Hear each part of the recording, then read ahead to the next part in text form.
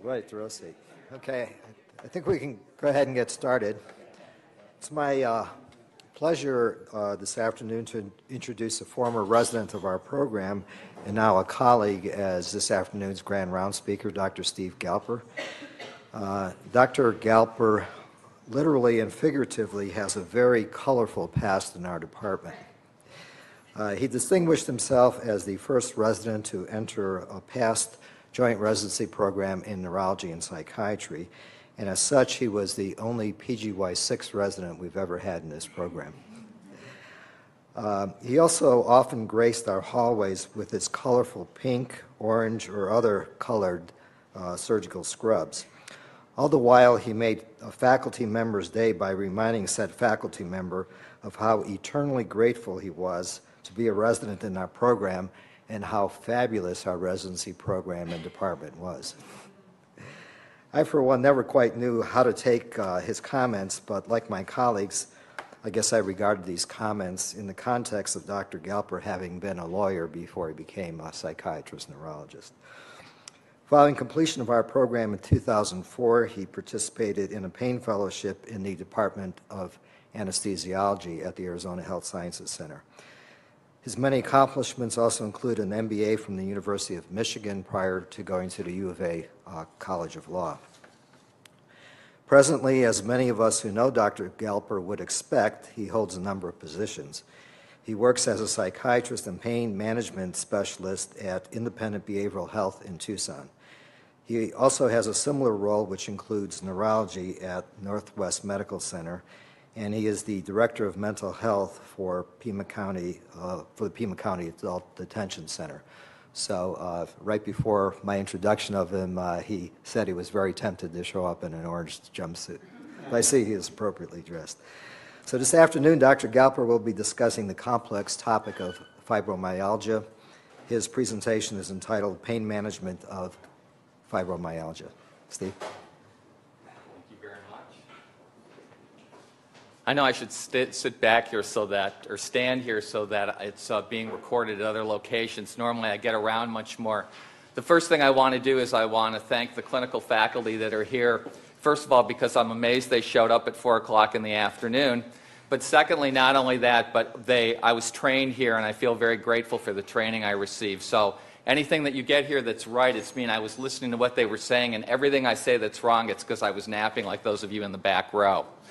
So what I want to do first, I want to give the talk that I would have given as a resident. So fibromyalgia. It does not exist. Do you have any questions? So actually, and if you talk to Dr. Moreno, he would tell you that's about the quality of my grand rounds at the time. So what I really want to talk about, though, is that fibromyalgia is an important syndrome. And I think what's really important when you're discussing this, I mean, if you ever want to give an internist a seizure, tell him that his whole morning clinic is full of 16 people that are all come in with fibromyalgia. And the reason is because the etiology of it is going to be unknown. We're going to talk about that, but it isn't known exactly what it is. It's incredibly heterogeneous. But what's really important is the pain is real. You can talk about the disease, and we can talk about the etiology, and we're going to get to all that. But I think that's really important if you're going to be a clinician, and if you're going to see patients, and I don't know if anyone's in here who's not a psychiatrist, but you're going to be one when you're in your clinic, whether you did the residency or not, is you're going to need to deal with pain, and people are going to come in and tell you they have fibromyalgia. And then it's how do you respond to that? So that's what I hope to do with this talk, is to give you a little history, a little epidemiology, a little science, a lot of treatment modalities. Because this is, if it was as simple as taking a pill, this would be a very quick grand rounds. So let's start out with the history. And the idea of chronic, widespread pain starts way into the past. You know, they talked about rheumatism showing up in the medical literature in 1592. The Anatomy of Melancholy was written in a text in 1621. So again, you're starting out with the idea of pain syndromes that the physicians of their day did not know what they were. They just knew that the people were uncomfortable, that they were experiencing symptoms, and that they needed to be treated. I think it's interesting that neurasthenia, which is really a disease that was a syndrome, in 1869, they talked about all things being weak because of nerves. And the nerve weakness, and people would get generalized weakness. The lawyers came around at the end of... Is that the ghost of the last speaker? Okay, great. We're going to go ahead and go back downstairs, and whoever shows up for this meeting, I'm going to reroute them off to here. Who's ever here... Thank you. You're welcome. Okay, so in 1894, the lawyers got involved because there was something that came up with the major transportation being the railroad with railway spine. And they spoke about the fact that people who were chronically on the railroads were having difficulties with their backs. And they attributed that to the railroads. Thanks for doing this, because it would be tough competition. Fibrositis in 1904, again, another chronic pain condition without an etiology. In World War I, they spoke about the patients having trouble with function for the first time. Again, no etiology. You could talk about that as the beginning of PTSD, but people having physical symptoms without an etiology being present. And then as you move into the days of the giants, you got chronic fatigue syndrome, post-infectious Epstein-Barr. So all of these processes all occurred long before they came up with the construct of fibromyalgia, which was first used in 1992 formally. So there is a dissenting view, of course. It was those first 3 slides I showed you, and that there really isn't anything happening there, that these patients are basically experiencing something else. It's a medically unexplained syndrome, that we're medicalizing behavioral issues. The idea that people are being stigmatized, you could say, well, you've got someone now that you've given a chronic disease to, and given what's going on in healthcare, is that going to make it more difficult for them to be able to get insurance because now you've medicalized their behavioral situation? There's legal consequences to this. You could say there's legal consequences that may be very good in the fact somebody doesn't really like their low-paying job, and the next thing you know, they're on SSI. Or it might be very bad that somebody's desperately trying to get a job at the Pima County Adult Detention Center as a corrections officer, but because of their fibromyalgia, they're disqualified from the position. So all of these issues come into play when you have a syndrome that now, a very heterogeneous syndrome that now has a name. And finally, the issue of the validity of fibromyalgia as a medical syndrome, I think if, again, going back into history, there's lots of syndromes that medicine has had to we dealt with in terms of clinical work before we knew about what the disease was. If you think about tuberculosis being consumption, everyone knew there was something there, didn't know what it was, until finally the discovery was made. So there may be a time that I'm giving this talk that 25 slides will be the etiology of fibromyalgia. But for the clinicians in here now, you still have to deal with the complaints that the patients have currently, and how are you going to treat them. So we talk about different kinds of chronic pain. That first you have the issues in the periphery of inflammation, central systems where if you think about systemic lupus erythematosus, people have pain over their entire body. It's autoimmune.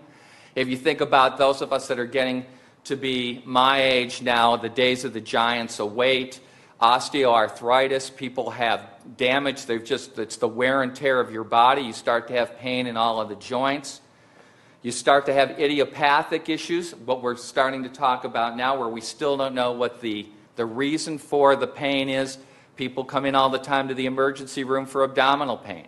People come in with non-cardiac chest pain. There's certainly issues around women's health with vulvodynia. All of these issues have the primary complaint of pain. And the issue then is, how is that going to be treated, and what are we going to do about it? What I like to say, when I was a resident, most of the diseases I saw were idiopathic because I was an idiot and I didn't know what was causing the problem. That's why I had to be a resident. When you talk about psychological, cognitive, and behavioral factors, these are amazingly important in speaking about chronic pain syndromes. And that's why as we go through this talk that you'll see that the psychological component, the emotional component of pain is going to be what's important when you're treating patients where the etiology is unknown. And certainly unlike surgeons where you can't just cut it out, you have to go ahead and deal with what the patient has and then see how you can manage it. The same way that medicine residents manage blood pressure or manage diabetes, it's up to pain docs and people that are going to be working with fibromyalgia patients to manage their pain syndrome. So when we look at the pathophysiological basis of pain, I want to get into that a little bit. I just want to give everyone here a moment of neurology. We'll talk about what the pain pathways are, a little nociception. There's different, there are certainly different channels and different receptors that are not in the spinal cord, in the brain, in the periphery that are important that will play into how you treat fibromyalgia. And then the idea that in normal pain processing, the idea of pain is very important. If you take the idea that we're at this point in the evolutionary progress of man, that the reason that pain exists is it's a great warning. You got a saber-toothed tiger that starts chomping on your arm, you might want to get out of there. Good idea. If you didn't feel it, you might not leave. And certainly, as you look even now where you have patients with diabetic peripheral neuropathy, one of the things that we do as physicians is tell them don't walk around your house without shoes.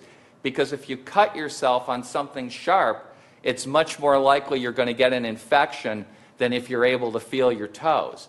So the idea of pain as an evolutionary advantage is certainly clear. The question is what happens when the system goes haywire. There's two ways that can happen. First, with peripheral sensitization, and then second, with central sensitization. So you can have problems in the periphery where you don't get the information that you need, or second, that you have problems in the core of your nervous system, and what happens is that it is working in a way that the information being provided to you is not helping you to avoid trauma.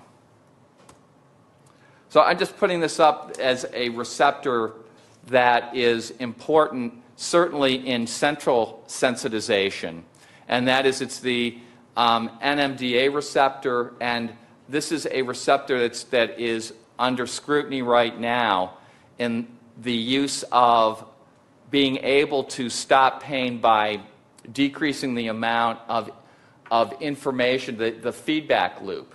So this is one receptor site. There's others that I'm going to go into. But generally, first talking about just pain, starting out that on the periphery here, you can see this is the surgeon cutting the nerve that he's not supposed to, and that it gets into the spinal cord, you cross the midline, and again, that's the second nerve, and then it's up to the brain.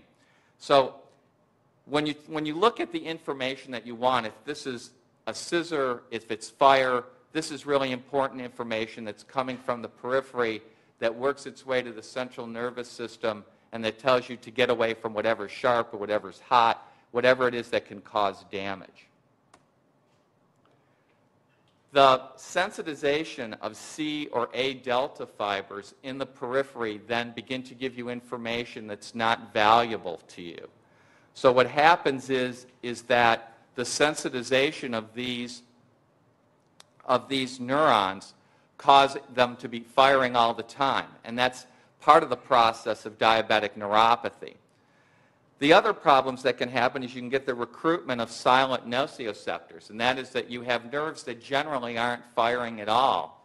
But if you think about an inflammatory process in the periphery, take an insect bite, all of a sudden you'll have the problem of neurons being recruited to fire because they feel that they're under siege, to be a little anthropomorphic, and they start firing as well. And it's information that generally that you don't need. You know that you've already been bitten or that you've gotten stung, but that because of the inflammatory process, these neurons keep firing. It could be alterations in the phenotype of these nerves as well that lower their threshold for firing, and that certainly can occur depending on the environment that some of these neurons find themselves in. If you're constantly being exposed, you're a ranger working out in the forest and you're constantly getting mosquito bites, you don't feel the mosquito bites much anymore because the information isn't as meaningful to you either in the periphery or centrally, and we'll talk about that. But on the other side, you can start having these neurons start becoming very sensitive, where all of a sudden they fire even in a way that is consistent with allodynia, where things that aren't painful become painful. And then hyperinnervation, any of you that have ever had a growth on your hand where you have a small knot of nerves that have grown where one isn't supposed to be, that you know that there are times that your body gets innervated with more neurons that should be there than you would normally expect. Those ganglions are normally taken out, but if they aren't, they become very painful because there's more neurons in the area than you would normally need. Central sensitization is also a problem, and this is not a problem on the periphery at all, but it's a problem in the spinal cord or it's a problem in the brain. And the issue becomes that if you get deafferation, so if you have a situation where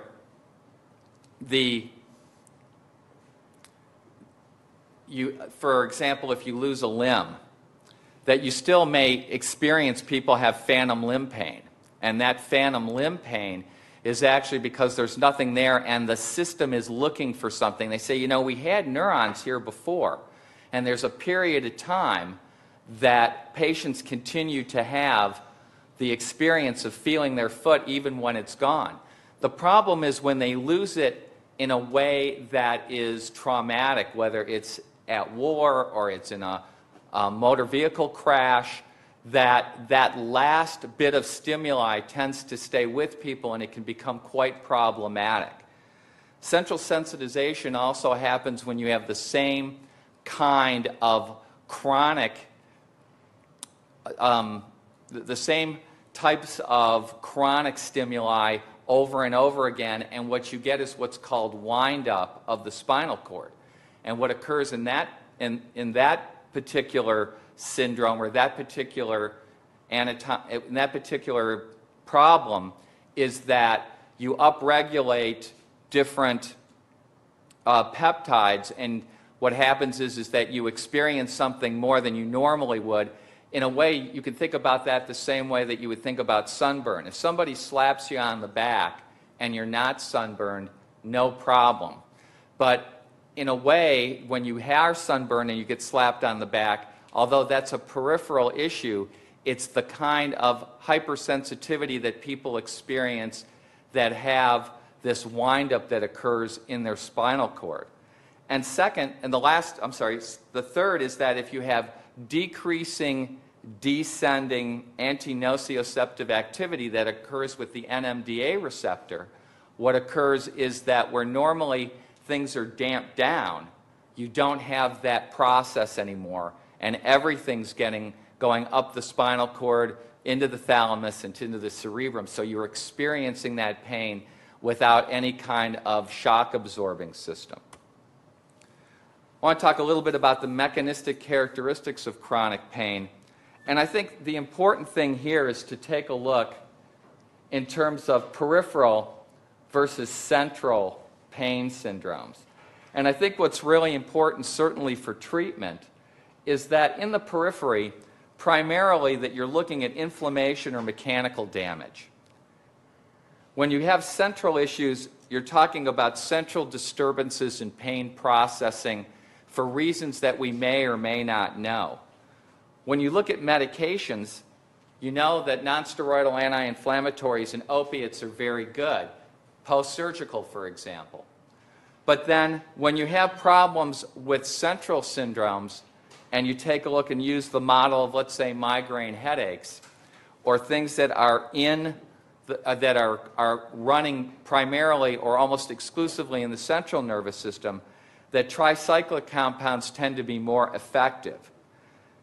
As somebody who did my fellowship in anesthesiology, I had the privilege of treating people with interventional techniques, and certainly were doing spinal blocks. And of course, for me being a psychiatrist, the first thing I ask the patients is, how do you feel about this needle? But most of the time, luckily, they couldn't see it.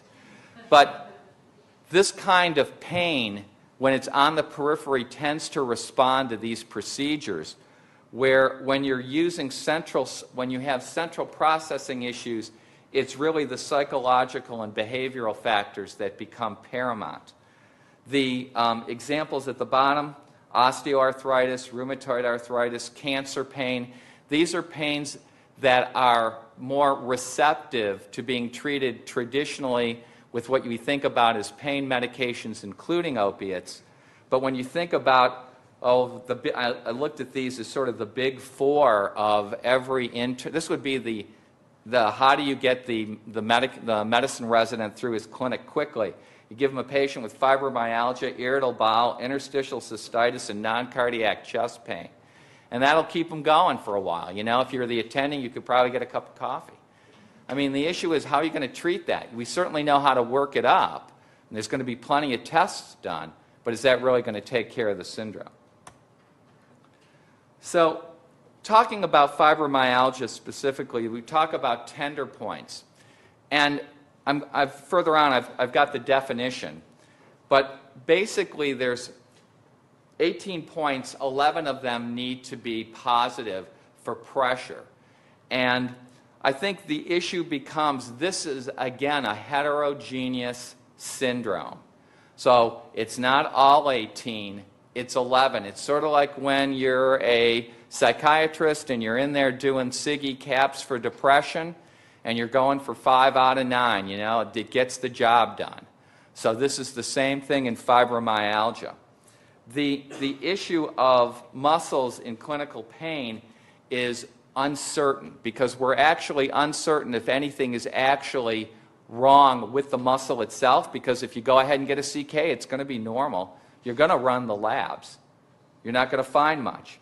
You could say abnormality of muscle sensitivity, and of course I would say, because I was trained here, where's the proof? Where's the replication of that study?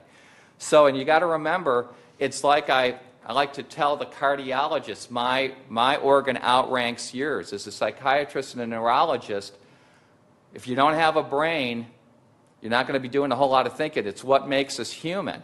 So if it's a problem with pain, it's going to be in the nerves. The nerves are responding to something in the muscle, but we have nothing in the muscle when you do the biopsy that shows that that's a problem.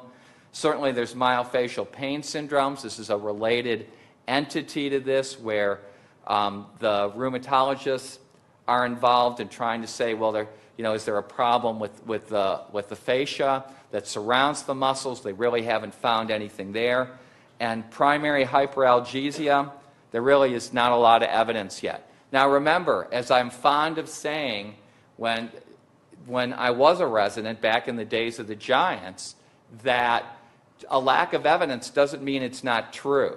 But certainly it's a problem when you're trying to get replication of studies and finding out the etiology of these problems. So the definition: widespread muscular aches or pains, tender points, 11 out of 18. Exaggerated pain on pressure, that's what you're looking for. And there's two kinds of fibromyalgia. The first one is primary, where it doesn't have a concomitant syndrome along with it. So what you have basically is somebody complaining about widespread pain, and they have this pressure, tenderness at these 11 points.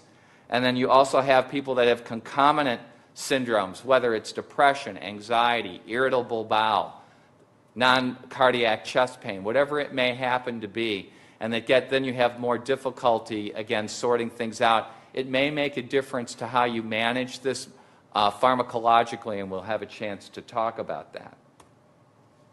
So the American College of Rheumatology, 11 plus of the tender points in 18 specified sites. I'll show you those in a minute. And it's actually 4 kilograms of pressure over 1.54 square centimeters. So in a way, you have to ask yourself 2 questions. One is, wow, they're really trying to get detailed. They're really trying to hone in on this. And then the other question I would ask you is, when somebody's having a stroke or when somebody's having an MI, we don't go to quite this much detail to try to figure out what the disease process is.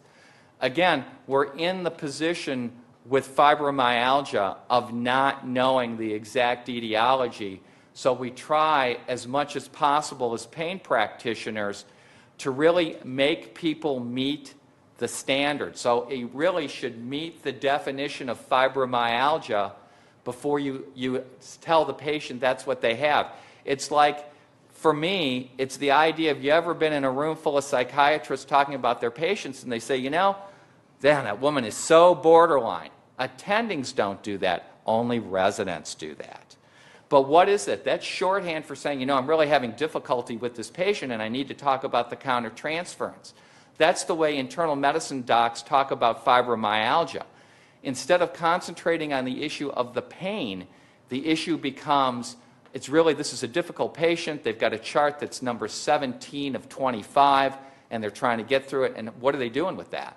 So again, the etiology of this is problematic, but the pain is real. So when you look to make the diagnosis, how are you going to make a diagnosis? And I pulled this out of a fibromyalgia textbook, and it made me smile, because first we take a history, because, you know, actually, we have to really throw caution to the wind and speak to the patient. And you get a history about how long they've been having chronic pain. You try to get the comorbidities figured out. So you're trying to get as much of a picture as possible. That's going to be incredibly helpful when we start talking about how we're going to treat this. We're going to make sure they have 11 out of 18 of the tender points, because remember, what you're looking for is they actually meet criteria. The next is that it's widespread pain. And when I looked at the text, it said above the waist, okay, below the waist, okay, I think we got this covered, that's 100%. And then I guess they really didn't want to let it go, because it says the left side of the body and the right side of the body, and the one I didn't put in for those of us that are more, that are you know, sensitive, it said the lower part of the body, and I was going, what? Because I thought that was actually below the waist, but it must be a part that I'm not certain of. So again, widespread with the pressure points. And here's with the tender points. And here are the tender points, and you can see exactly where they are. They're in all 4 quadrants. They're across the back, on the buttocks, and at the knees. And you can see it's when you have the patients come in, and for those of you that have done pain management, you may have a figure where you try to get the patient to show you exactly where the pain is. And what they do is they color in the entire body. And that's when you know you're in for something more than a 15-minute follow-up visit. So you've got to sort of sort that out. So remember, people have lots of reasons to have pain over their body. They may be neurologic, they may be medical, they may be psychological. Those of you that are psych residents know in the DSM-4, pain syndrome, 307.89, my favorite category. Psychological and physical factors. So there's lots of things going on. Major depressive, somatic issues, conversion disorders. Is there something else happening for the patient? There's lots of things going on that you need to take a look at before that you make the diagnosis fibromyalgia. But you really do need to make sure they have the tender points. This is how you test for this, and of course, you know, where would we be without an incredibly expensive piece of equipment? So, you know, you want to have something, because remember, if you're dealing with Medicare, it's what you do and not what you know that you get paid for. So you want to make sure you have some kind of procedure. So this is how you can test to make sure that you get the pressure points right. The tender points. See, even I'm doing it. It's very Freudian. So you make sure that the tender points are examined properly and that it's 4 kilograms, that they have pain, which is subjective, as opposed to other parts of their body where they just feel the pressure. So you're going to see, in terms of the clinical features of fibromyalgia, the issues of musculoskeletal pain at multiple sites. And first I want to go into the symptoms. And I think that's important because, again, this is what you're being told. There's going to be stiffness, swollen feelings. And you have to remember that the key word there is that they're feeling like they're swollen because you've got your trusty tape measure there and you're not seeing any swelling and there's no pitting.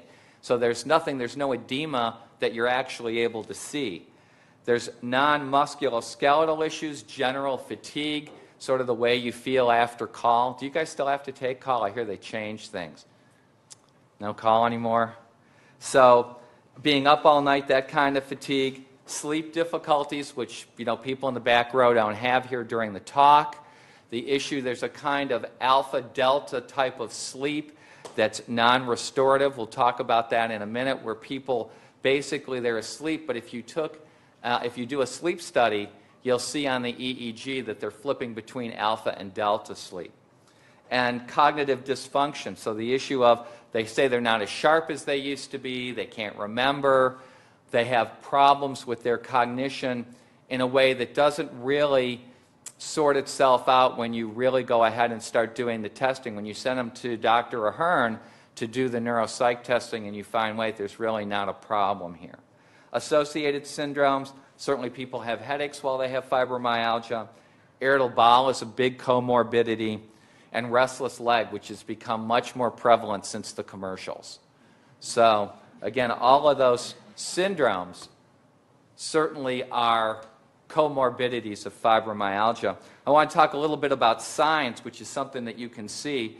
You have the tender points. You got to go with what you got. So 11 out of 18.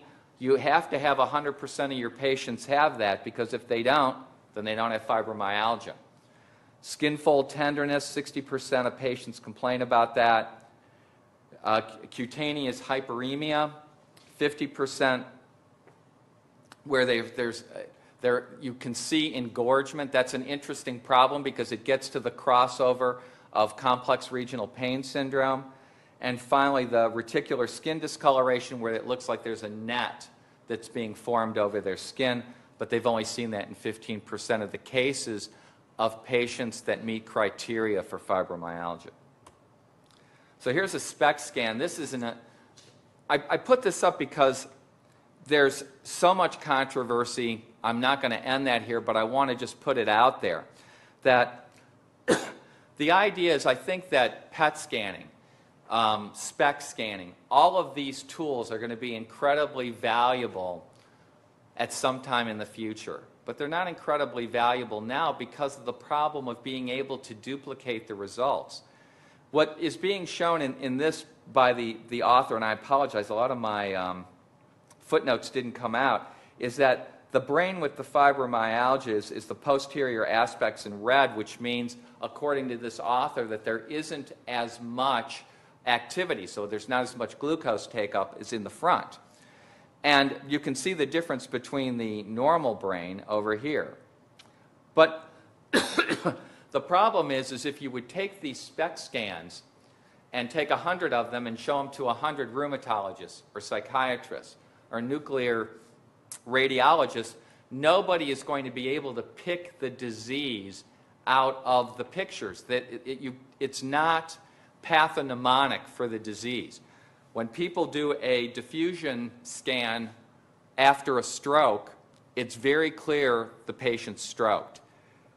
Every neurologist is going to be able to show the bright spot is where the stroke occurred. It doesn't happen in SPECT scanning or PET scanning yet.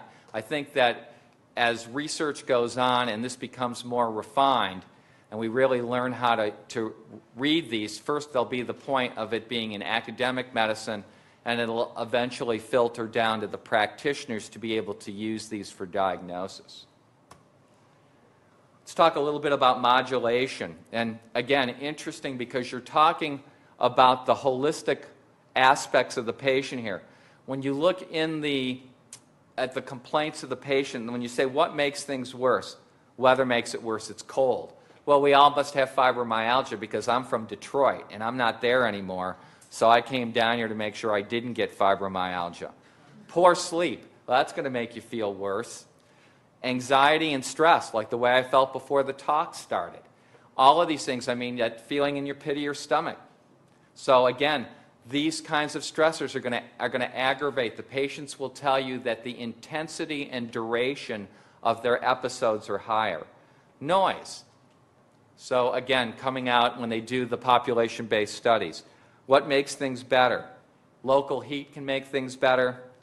Rest, moderate activities, massage, and then stretching. And again, I'm going to talk about this as part of the process of treatment as well.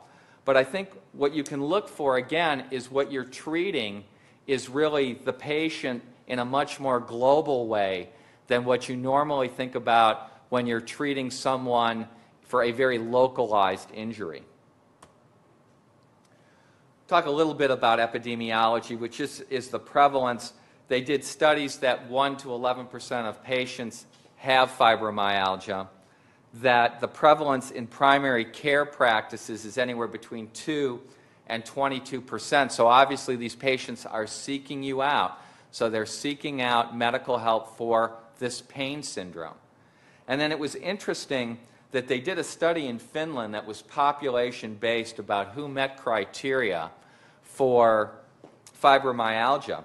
And it was a spectrum that started with professional workers that no one actually met the criteria. They certainly had professional people that had chronic pain, that had migraines, that had tension headaches, what have you, but they did not meet the criteria for fibromyalgia.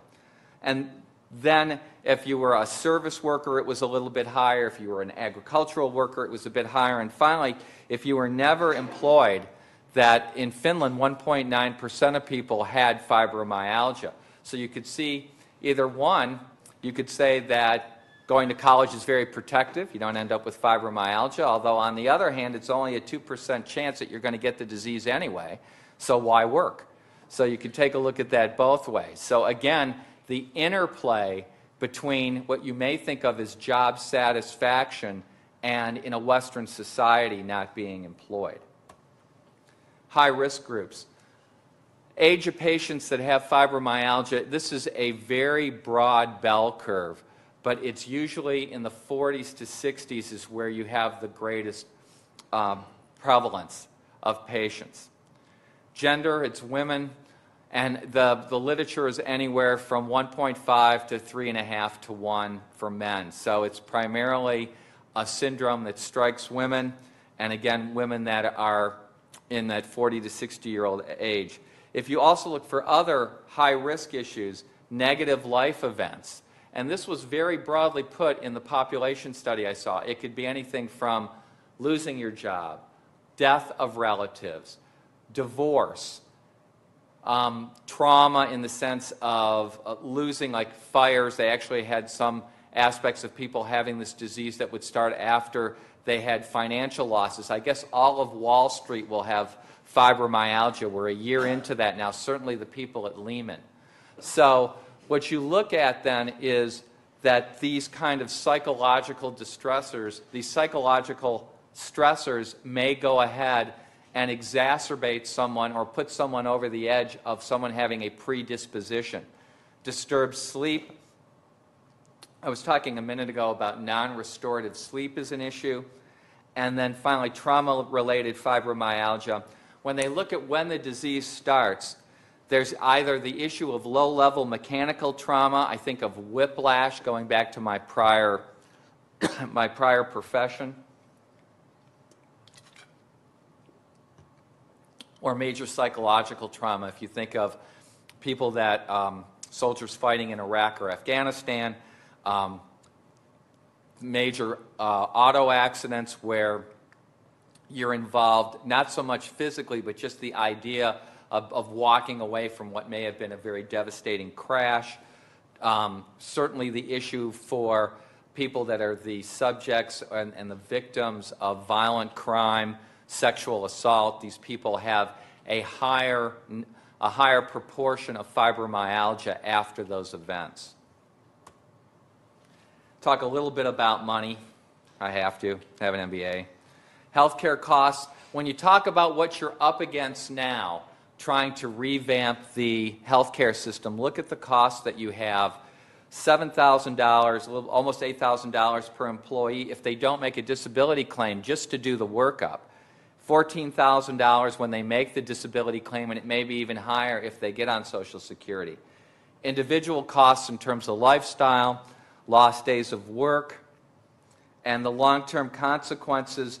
There seems to be some association with regional pain syndromes and patients that have fibromyalgia. Certainly lots of work to be done. They also started doing studies on mortality, whether or not these patients are actually dying younger. Those are inconclusive right now. But again, if you're chronically in pain, your immune system is being is constantly under attack. You've got the psychological stressors that have to go with that pain. It certainly sounds like something that may happen, but again, we're waiting for the information and the real research. Let's talk about therapies now. What I want to do is I want to run through these because I think it's important that what I really want you to take away from the talk is that there are many modalities. And certainly, if you look up here in terms of topical remedies, these particular, the use of these remedies at the site of the tender points has been shown to be helpful. And the way that helpful is being described is increases in function. So it's a matter of not only the person goes from the frowning face to the smiley face on the pain scale, but the issue that they become more functional. As a pain practitioner, that's the way I use modalities. I want people to be more functional. If they tell me that their pain is better, but they're completely gorked out in front of the TV with the channel changer, that's not working for me as a practitioner. So I want to find the modality that makes them functional. So certainly the topical nonsteroidal anti-inflammatories, so where you're using the Voltaren creams, capsaicin has showed some value.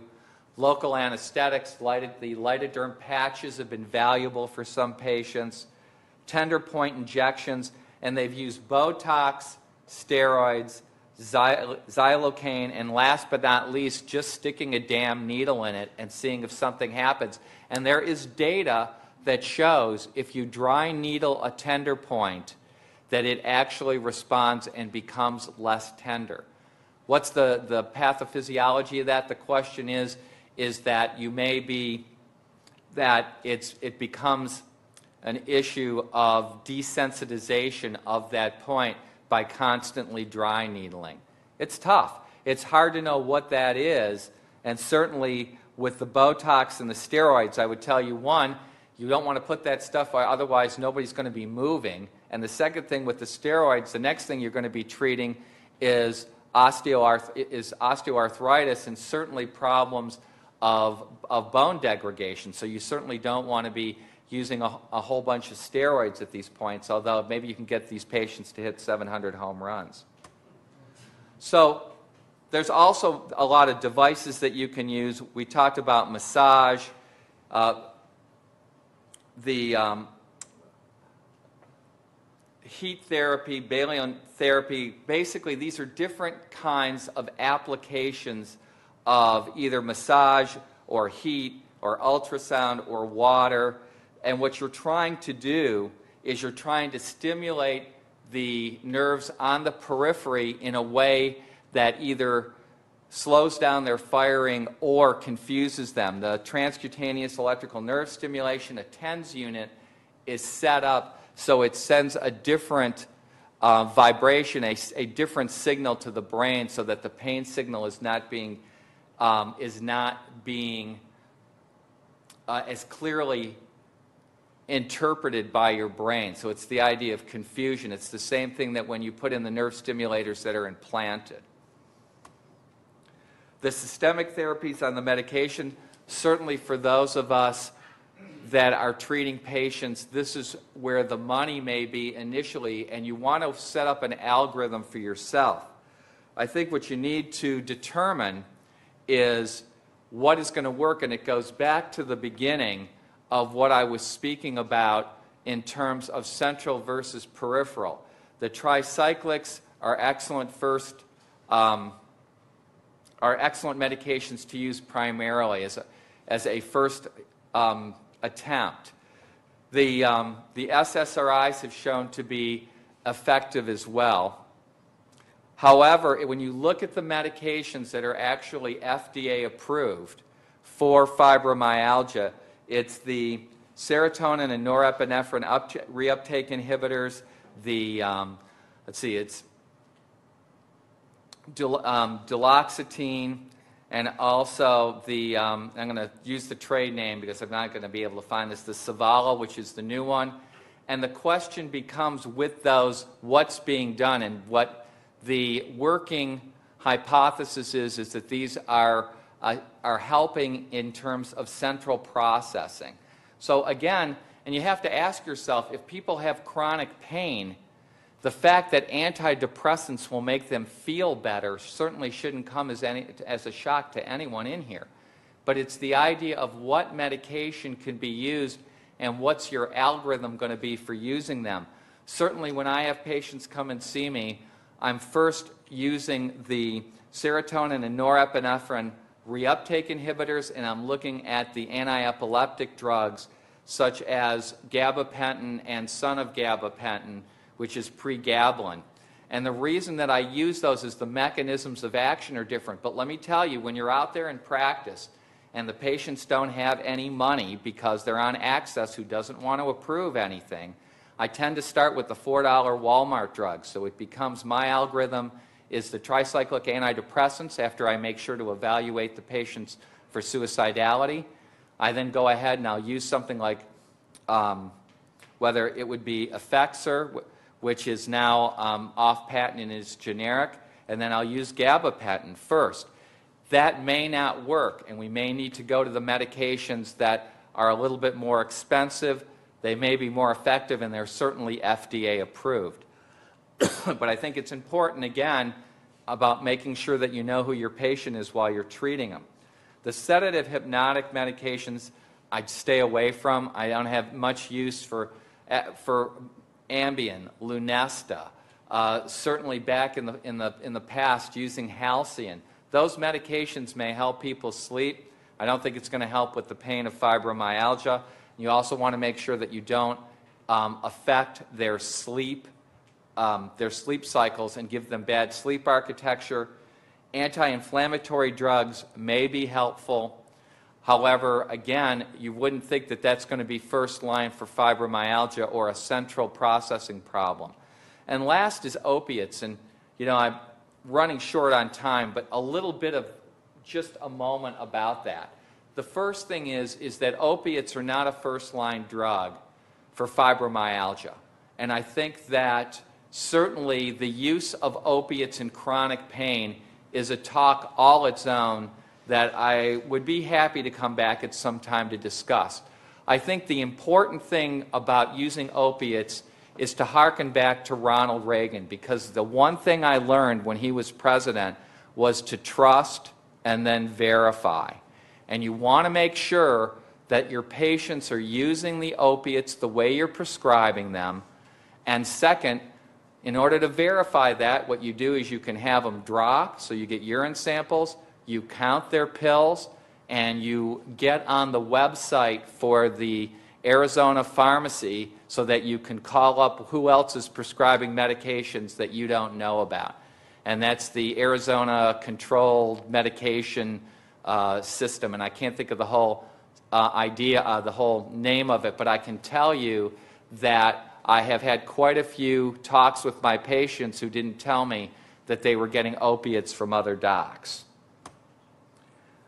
Talk about lifestyle a little bit. I mean, this is lifestyle interventions, enough sleep, making sure about diet. There's some talk about whether or not high protein or high carbohydrate diets are going to exacerbate problems.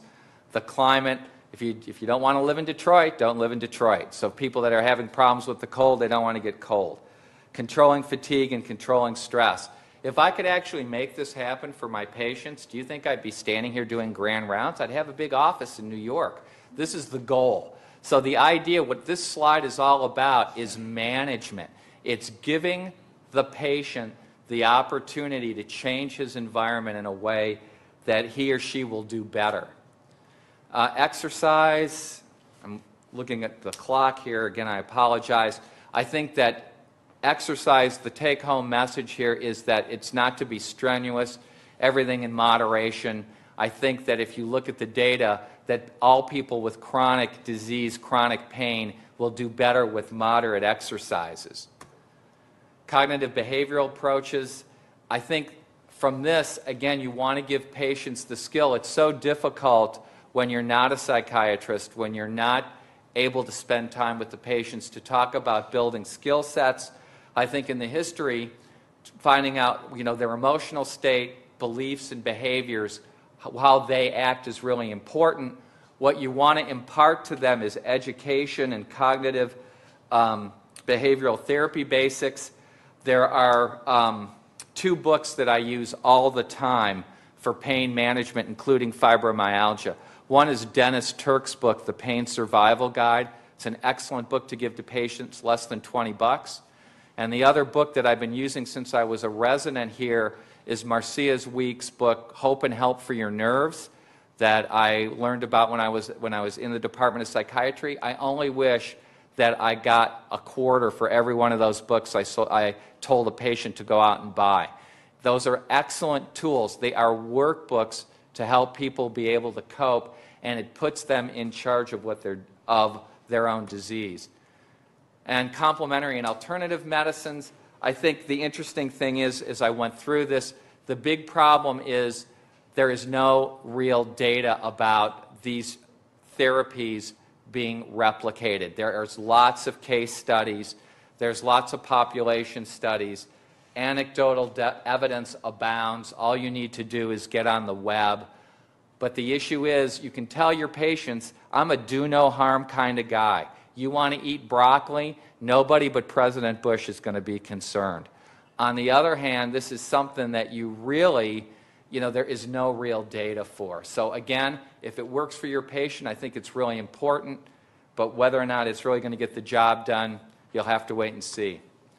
So my conclusion is that fibromyalgia may or may not be a disease, but the pain is real. I think if you look at central sensitization, that's probably where the money is. That's where I think the research is going to go. It's a heterogeneous presentation, so these patients aren't going to all look the same, so don't get out your derm book. That's not going to get the job done for you. There's medications that are going to be incredibly helpful in helping to treat the pain of these patients. Anti-inflammatories, neuropathic pain medications, and at the bottom of that list are opiates to be used judiciously. The non-pharmacotherapies, I think, are even more important, not the least of which is exercise. And remember, what you're doing when you have a fibromyalgia patient is you're managing them, you're not curing them, and at the same time you want to make sure you take care of the comorbidities. So I want to point out that I'm a very privileged guy, that if you take a look at the 8th Amendment of the Constitution and the Bill of Rights, this is the amendment that says that if you have a patient in the jail and you don't provide medical care, that's cruel and unusual punishment. So the last thought I want to leave you with is that it's only the inmates in the United States now that have a constitutional right to health care. So I'll take questions. Thanks.